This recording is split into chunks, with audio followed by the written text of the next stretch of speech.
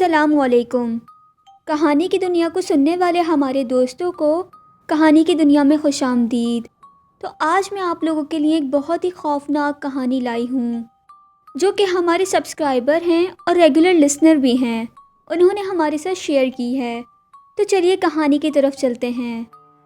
دراصل یہ بات میرے جونیئر کالج کے دنوں کی ہے، جب میں کالج جاتا تھا اور اپنی نارمل زندگی بتا رہا تھا۔ مجھے گھومنے پھرنے کا اور ٹریولنگ پہ دوستوں کے ساتھ جانے کا بہت شوق تھا۔ ہمارے شہر سے لگ بھگ 100 کلومیٹر کی دوری پر ایک جنگل اور پہاڑی علاقہ تھا۔ ہم نے وہاں ٹریکنگ کے لیے جانے کا پلان بنایا۔ ہم 4 لوگ تھے اور 2 دن رہنے کا پلان بنا کر وہاں گئے تھے۔ وہ جنگل کافی پرانا تھا۔ ہم اپنی گاڑی سے 10 بجے کے قریب بیس کیمپ پہنچے۔ بیس کیمپ پر ہم نے ٹینٹ لگا دیے اور جنگل کی طرف نکل گئے۔ دن کے وقت تو جنگل اور پہاڑوں کی خوبصورتی دیکھنے کے قابل تھی۔ پہاڑ کے اوپر پہنچ کر جو نظارہ ہم نے دیکھا وہ جنت سے کم نہیں تھا۔ ہم نے کچھ وقت وہاں بتایا، پر آتے آتے ہمیں دیر ہو گئی اور شام ہونے لگی تھی۔ ہم نے رات سے پہلے بیس کیمپ پہنچنا تھا، پر ہماری قسمت خراب تھی کہ ہم راستہ بھٹک چکے تھے۔ ہم نے رات جنگل میں ہی بتانے کا سوچا۔ ہم نے پیڑوں سے لکڑی اور پتے لے کر ایک چھوٹا گھر جیسا بنایا جہاں ہم رات بتا سکیں، اور اس کے ارد گرد ہم نے جھاڑیاں لگا دیں تاکہ کوئی جنگلی جانور ہم پہ حملہ نہ کر دے۔ ہم آگ جلا کے اس کے پاس بیٹھ گئے۔ وہ رات کافی ڈراؤنی تھی، جانوروں کی آوازیں گونج رہی تھیں اور نہ جانے ایسی عجیب عجیب آوازیں آ رہی تھیں جو ہم نے کبھی نہیں سنی تھی۔ رات کا سناٹا تھا اور اندھیرا گھرا ہوا تھا۔ تاروں سے بھرا آسمان دکھ رہا تھا۔ جنگل کے بارے میں ایسی کہانیاں بہت مشہور ہیں جہاں بھوت ہوتے ہیں۔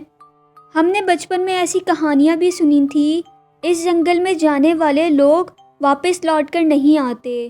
وہاں دراصل جنگل کے بیچ میں ایک گاؤں ہوا کرتا تھا۔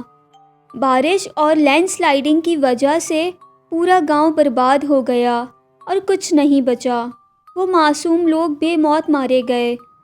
ایسا کہا جاتا ہے کہ وہ روحیں وہاں جانے والے لوگوں کو پریشان کرتی تھی اور ان کی جان لے لیتی تھی۔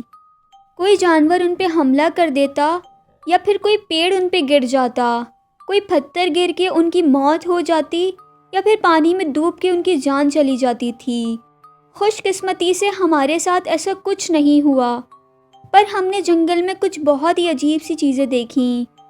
ہم نے کافی سارے جگنو دیکھے جو ایک جگہ جا کر اکٹھے ہو رہے تھے۔ ہم نے وہاں جا کر دیکھنے کا فیصلہ کیا۔ جب ہم وہاں پہنچے تو ہماری حیرانگی کی حد نہ ہوئی۔ جو جگنو تھے وہ انسانوں کی شیپ میں آ کر اڑ رہے تھے۔ جیسے ایک انسان کی پوری باڈی ہوتی ہے، اسی شیپ میں وہ انسان بن کر اڑ رہے تھے، اور ایک نہیں کئی سارے انسانوں کی شیپس میں جگنو۔ جنگل کے بیچ میں ایک خالی جگہ پہ یہ واقعہ ہو رہا تھا۔ وہ چل رہے تھے اور آسمان میں اڑ بھی رہے تھے، اور جیسے فرشتے آسمان سے آئے ہوں، پر شاید وہ روحیں تھیں جو جگنو سے اس طرح کرنے کو کہہ رہی تھیں۔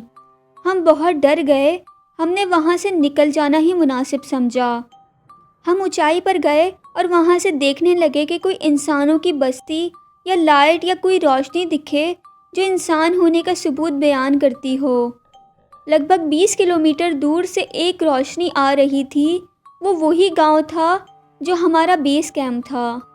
ہم نے مشالیں لے کر رات میں ہی سفر کرنے کا فیصلہ کیا، کیونکہ ہم نہیں چاہتے تھے یہ روحیں ہمیں کوئی نقصان پہنچائیں اور ہماری جان پر بن جائے۔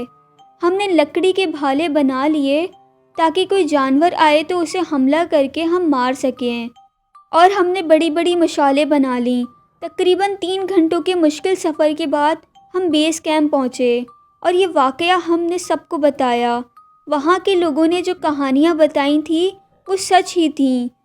ہماری قسمت اچھی تھی کہ کوئی انہونی نہیں ہوئی ہمارے ساتھ۔ ہم اگلے دن صحیح سلامت اپنے گھر پہنچے۔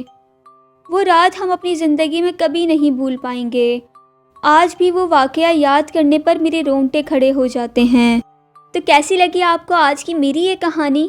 کامنٹ سیکشن میں اپنی رائے کا اظہار ضرور کریں، اور آپ پر بھی، آپ کے کسی بھی عزیز پر کوئی بھی حقیقت میں مبنی انٹرسٹنگ واقعہ گزرا ہو تو ڈسکرپشن میں دیے گئے ای میل پہ رابطہ کر کے مجھ سے اپنا واقعہ ضرور شیئر کریں۔ تب تک کے لیے اللہ حافظ۔